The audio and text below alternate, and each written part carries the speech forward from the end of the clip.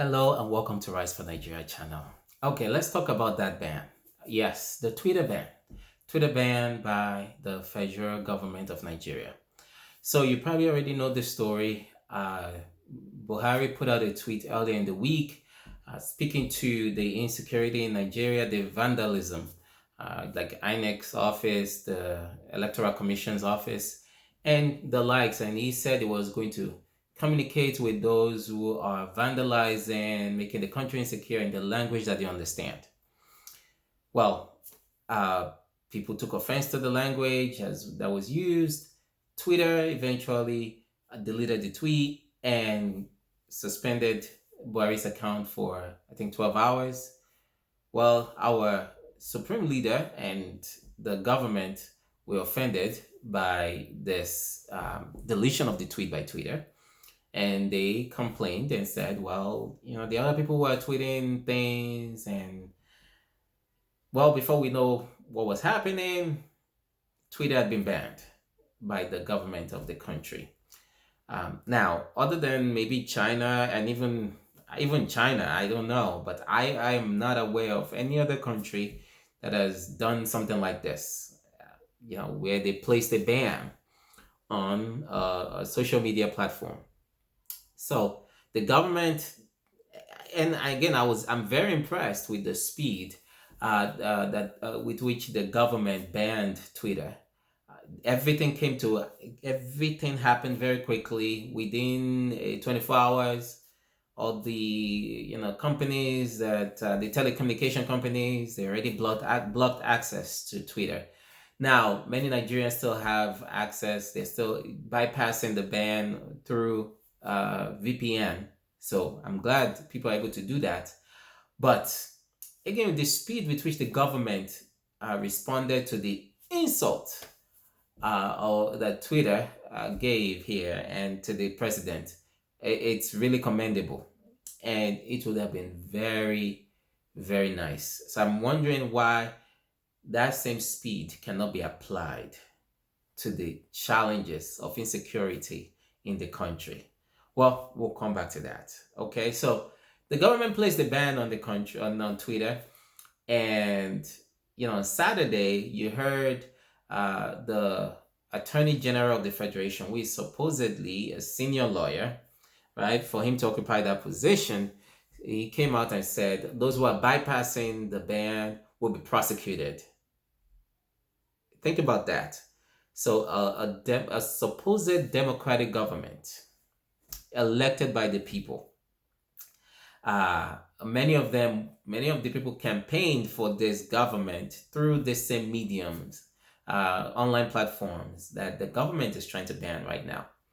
So this government is now saying those who bypass a policy that the government has put in place, a policy to suspend Twitter, and not a policy where they actually said, hey, if you bypass Twitter as an individual, you will be prosecuted. There was nothing like that. But you heard the Attorney General, who again, whose government, they as a government, they continue to fail in prosecuting big time crimes, prosecuting, dealing with the insecurity and kidnapping in the country, where again, there's a huge backlog of where cases are not resolved for years. Real time, big time cases, are not resolved for years. They're saying they're going to go after average Nigerians who are using VPN to access an online platform where they are able, they are exercising their constitutional right to speak, to have freedom of expression. The government said they are going to round them up and prosecute them. They're going to prosecute organizations, they're going to prosecute individuals. Okay. Now, if you are upset by this turn of events, well, you should be. If you're not upset by it, well, you need to you need to step back and think about where you are and why you're not offended by it. But let's also step back from this specific instance and let's just look at the big picture. Well, listen, it is clear without a doubt This government is absolutely clueless. This government, the Buhari administration, is a failure. 6 years in, this government is a failure. Um, and you look at what they were brought in to do. Can anyone point to the economic direction of the country right now? If you can, please let me know. What is the vision? What is the economic vision for this country? No one knows. Again, it all stinks. Corruption is at an all-time high. They were brought in to fight corruption. Just think of the corruption at your local level. Think about how many people they still, before people do their own jobs, they still expect you to give them money to do their jobs. That in itself is the basic definition of corruption. And that is still going on, unabated in this country. This government has failed. Think of the incompetence. I mean, you have an attorney general who, again, has continued to fail in his own duties, going after, just average Nigerians. Think about that. You still have this same attorney general came out and spoke up against, the southern governors who said they were banning open grazing. And this, again, supposed attorney general of the federation came up and was trying to speak and say, well, this is illegal. Think about that. Imagine me walking through your street, right? And I'm dragging, or I'm bringing all of, maybe there are things that I walk with cars, and I'm just, inhibiting the flow of traffic, and I'm just causing my cars, we are walking through the street.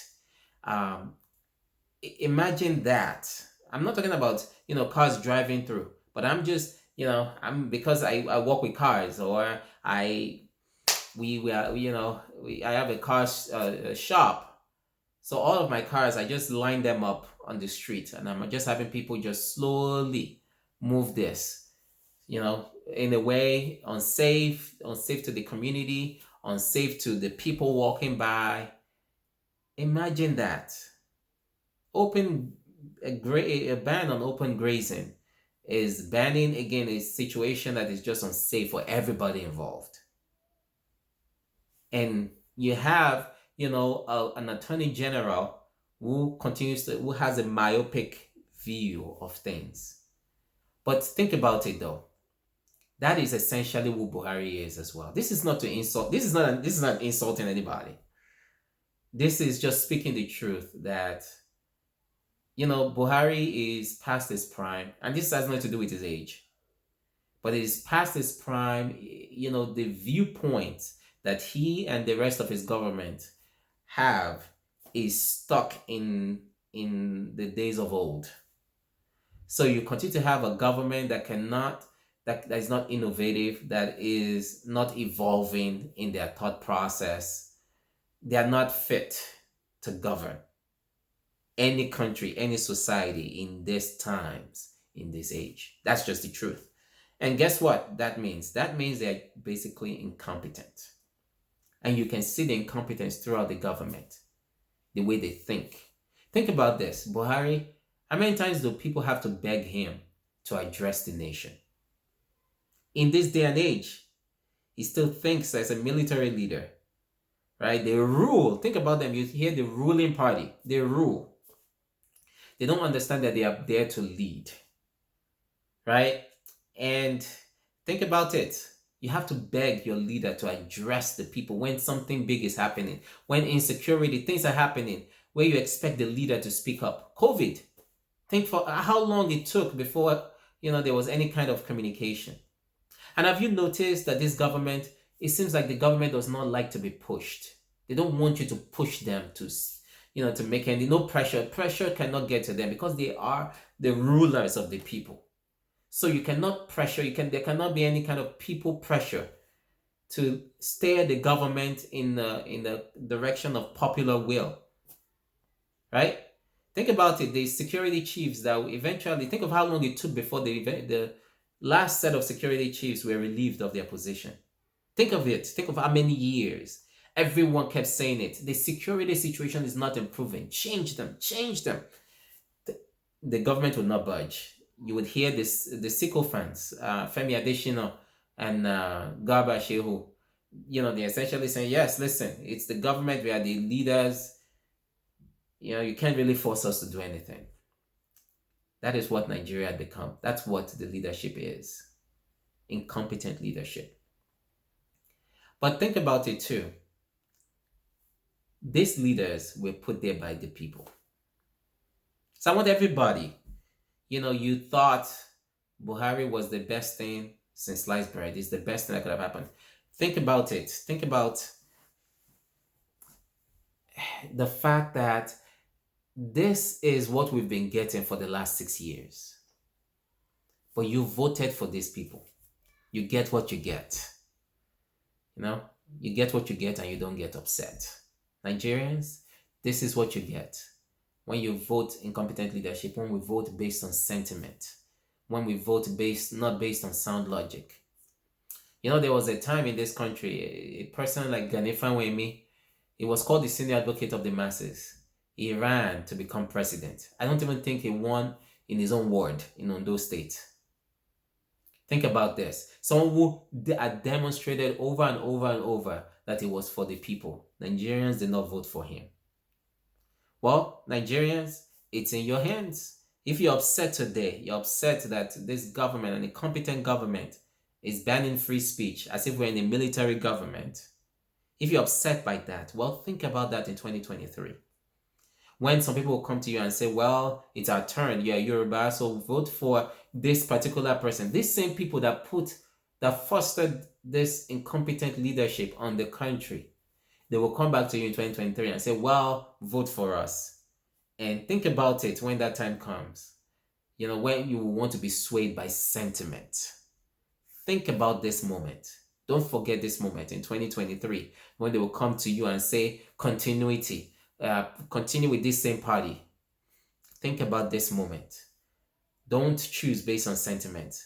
Listen, it's time to disrupt the status quo.